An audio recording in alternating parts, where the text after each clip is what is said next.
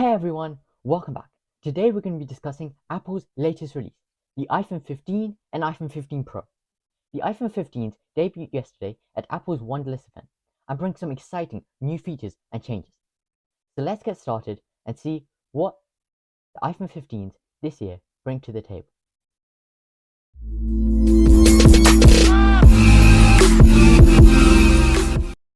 First, let's begin with the iPhone 15 and iPhone 15 Plus base model. The iPhone 15 base models this year experienced a significant upgrade, with features such as the dynamic island coming down to the base models from last year's iPhone 14 Pro and iPhone 14 Pro Max. This means that no iPhones now include a notch, and everyone can experience the dynamic island features such as live activities or using maps on the dynamic island, even at a cheaper price. Another addition this year are the screens. The screens are getting brighter this year at 2000 nits, which should allow for greater viewing when in sunlight outdoors. This should mean that viewing content outdoors should be more enjoyable, as you'll be able to see in bright sunlight. Now, let's move on to the next. The iPhone 15 base models bring another exciting new feature. With a focus on the camera this year, Apple has brought the 48 megapixel camera from the 14 Pros and 14 Pro Max to the base models iPhone 15 and iPhone 15 Plus. This is a huge upgrade, meaning images should be much sharper and clearer. Unfortunately though, the final image is converted to a 24 megapixel image. Even though this isn't as high as the 48 megapixel camera found on the 14 Pro and 14 Pro Max, it is still double the 12 megapixel we currently have today. This should allow for clearer and sharper images, as well as brighter images at night. Now, moving on to the chipset. This year, the iPhone 15 base models bring the A16 Bionic from last year's iPhone 14 Pro and iPhone 14 Pro Max. This should improve efficiency and power, allowing for greater battery life, as well as the addition of faster games and faster processing. Now, of course, while these are all great features for the iPhone 15 base model, we cannot ignore the most substantial feature of them all. USB-C is finally come on the iPhone. After years of waiting, we have finally seen USB-C debut on the iPhone 15 and iPhone 15 Pro models. This year, the USB-C on the iPhone 15 base models mean that you can finally use any USB-C cable with your iPhone. Unfortunately though, the same cannot be said for transfer speed, as the iPhone 15 base models are limited to USB-C 2.0 speeds. This is essentially the same as Lightning, which is really disappointing. Now, of course, you must be wondering, all these great features, how much must the iPhone 15 be? Well, this year you can get the iPhone 15 and iPhone 15 Plus from $799 to $899. And I think that's a great deal for all the great features we're getting on these base models.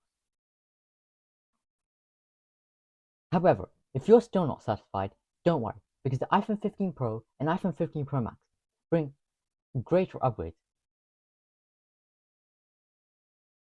with slightly curved edges for greater comfortability and titanium for a lighter feel. The iPhone 15 Pro and iPhone 15 Pro Max are great iPhones to buy this year. But that's not all. The Apple has also released the iPhone 15 Pro and iPhone 15 Pro Max with thinner bezels. This means that you should get more screen real estate when watching content or playing games. Now, on the topic of games, the iPhone 15 Pro and iPhone 15 Pro Max feature the A17 Bionic chip, which Apple calls the A17 Pro. The A17 Pro chip is a great leap forward for gamers who want greater graphic performance.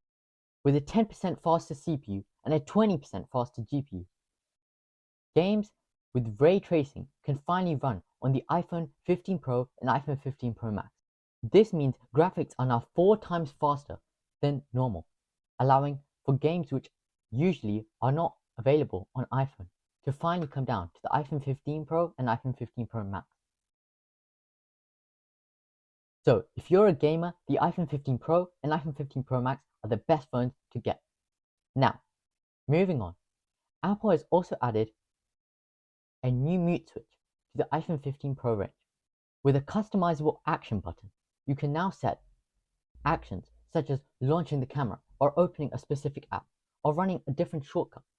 This can be very useful when you need to capture that specific moment in an instant. This year, Apple is focused on connections, with the iPhone 15 Pro and iPhone 15 Pro Max featuring the Wi-Fi 6E and USB-C. These two connections are a great addition to the iPhone 15 range. Now, if you thought that was all for the iPhone 15 Pro range, well, you're wrong, because the iPhone 15 Pro range also brings a great camera improvement. With greater low light performance and 2 new 48 megapixel options you can now choose from, the iPhone 15 Pro brings great versatility to the iPhone 15 range. With 48 megapixels HEIF and 48 megapixel RAW, you can now take 48 megapixels without draining the storage on your iPhone. And if that is not enough, you can now shoot in 24 megapixels, which is half of the 48 megapixels from the iPhone 14 Pro and iPhone 14 Pro Max if needed to save storage space. Now discussing storage. Even though you may save some storage while taking photos this year, videos have gone up with ProRes 4K from ProRes 4K 30 to ProRes 4K 60. This should allow for sharper detail when taking videos outdoors and in low light. Now, as well as this, Apple has pushed videos further this year by bringing spatial videos to the iPhone 15 Pro range.